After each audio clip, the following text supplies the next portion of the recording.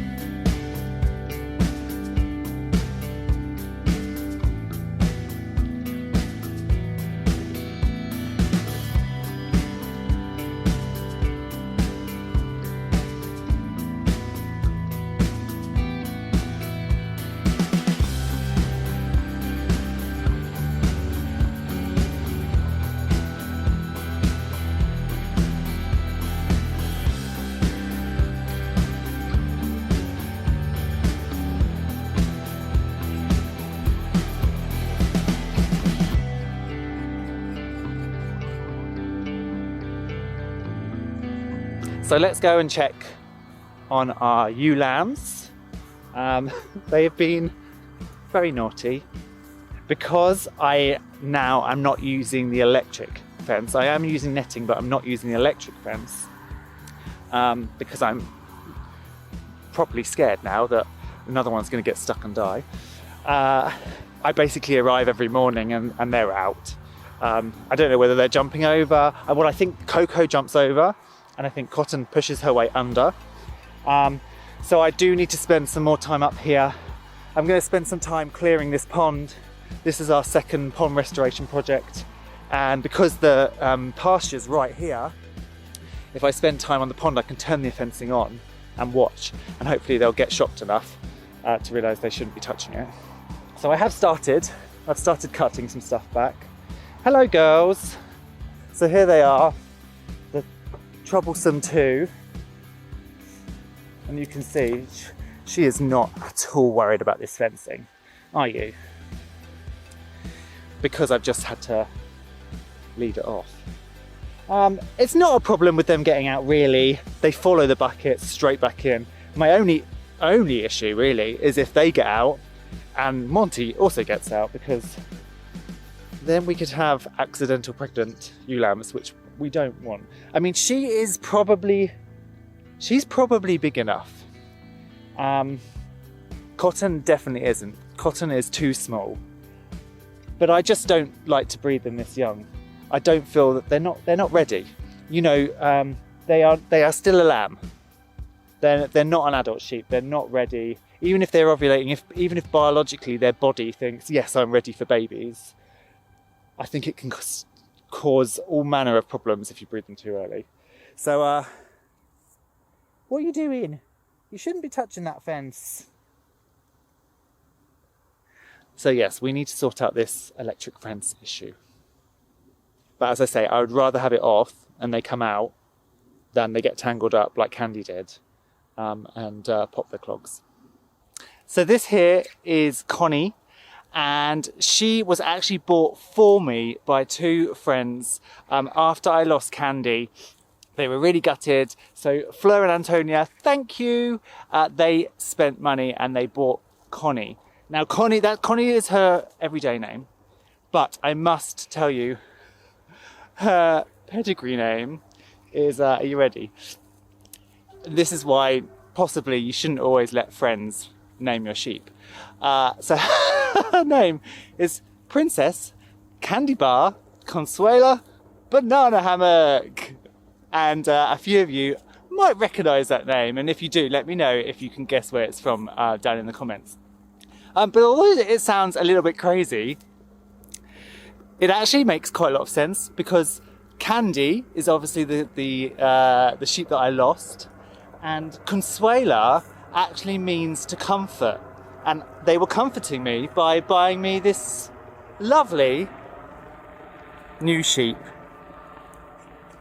So Connie, aka Princess Candy Bar Consuela Banana Hammock, is a shearling, which means she is just over a year old, so she's been sheared once. I don't have a trailer, so I traded my vaccination skills with a friend. So I went to my friend's, I vaccinated all of her goats with her, and then she very kindly went and picked up Consuela, aka Connie, for me in her trailer, which is fabulous. Now you might notice that she's in with Monty. So that is one of the reasons that I got her. So obviously we lost Candy, and Candy, Cotton and Coco are all ewe lambs. So I can't breed them until September 2021. And so it gave me the opportunity to pick up Connie, who can be bred now. And that means we can have lambs in the spring. So don't forget to subscribe and hit that like button, so that in the spring you will hopefully see Connie's and Monty's lambs. Now, little Capulet is currently in here. Capulet has no clue what to do as a boy. So I do bring him out every day and he goes around past it, but I'm not that worried that he's going to get in there. I definitely think that when it comes to getting in there, it's going to be our man Monty. However, as the title of this video suggests, I made a mistake. And I did. My major mistake was I didn't put a raddle on Montague. So a raddle is like a red crayon, or it comes to the paste and you can mix it with oil and you slap it on their chest so that when they mount the ewes, you can see they've actually mounted them. Now I thought, oh, they're in close quarters, I'm here every day, I've only got one ewe, I will notice when she's in heat. So they ovulate between sort of every 14 to 17 days-ish. Oh no, she's been tupped. I've got no clue. So I've had her 3 weeks, I have seen nothing. So I'm going to leave her with Monty for 35 days. That's kind of the optimum day that you want to leave ewes in with a ram. So that should give her 2 cycles.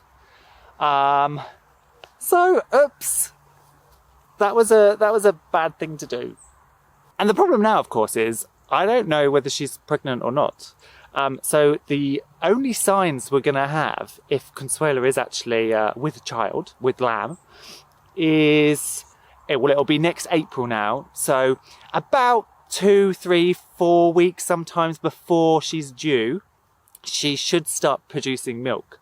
So at the beginning of April, I should start to see her udder swell up with milk, and that will be my first major indicator that she is pregnant. I'm not going to get a scanner to come out for one sheep.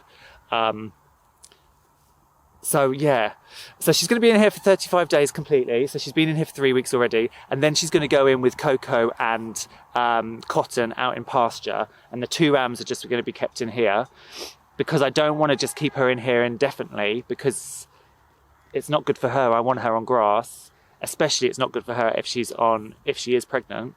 So make sure you raddle your ram, even if you've just got one ram and one with you, because I really thought I would see it. Because they ovulate over the course of 2 or 3 days.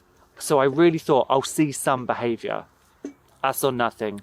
When I first got her and first put her in, Monty went mad, following her around and round and round and round like a kid that had got the cream. But I've seen nothing since. So raddle your rams! So keep your fingers crossed that she does actually become pregnant. I hope she does. She's a young sheep. There's no reason she shouldn't. The only reason she might not is that she's a bit on the big side. So her body condition score is probably 4. And sometimes when they're a bigger animal, they don't ovulate. But we'll see. It probably will happen, and I won't see anything, and then we'll just have lambs.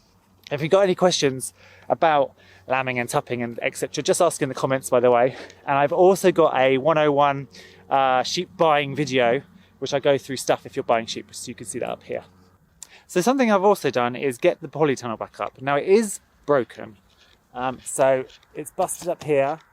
The wind got it there and snapped it, and if you look on the ground, it's quite bent down here. The other thing is all of the Velcro traps along this side were torn off in the wind. So what we've had to do, we've had to come along and I've cable tied them. So I've cable tied all of the uprights, all of the cross beams in several places in the hopes that it will stay. It's staked down again. I've put the plastic into the floor, and I've also staked that plastic edging all the way along. We're not due to have any high winds for a few weeks. So I'm hoping that has the time to settle in and stay intact, but only time will tell. So I know it's a few months off still, but I really feel like we're kind of setting ourselves up for spring now. We'll hopefully have lambs, and we've been doing a lot of planting, so I've got all the ranunculus and stuff in the polytunnel. So again, they're our first flower farm crop, and I've got some beautiful bulbs that were sent to me from Carolyn, so I'm planning where I'm going to put those. So the next few weeks are kind of preparing for 2021 and for spring, which I'm very excited about, because that is the market garden year, that is the big business year. So it's pretty scary, because our entire business and move to the farm kind of relies on that working, but it's what we've wanted to do for years, so that's a good thing. So thank you for joining me in the video. As always, please don't forget to subscribe, especially if you want to see the little lambs in spring, and please keep your fingers crossed that she is in fact pregnant. Hit that thumbs up button if you've enjoyed the video. If you're over on Facebook, come and join us at Brimwood Farm's community group, and we've got loads more videos on the farm and sheep keeping, so you can check some of those out up here. And I shall see you again soon. Take care.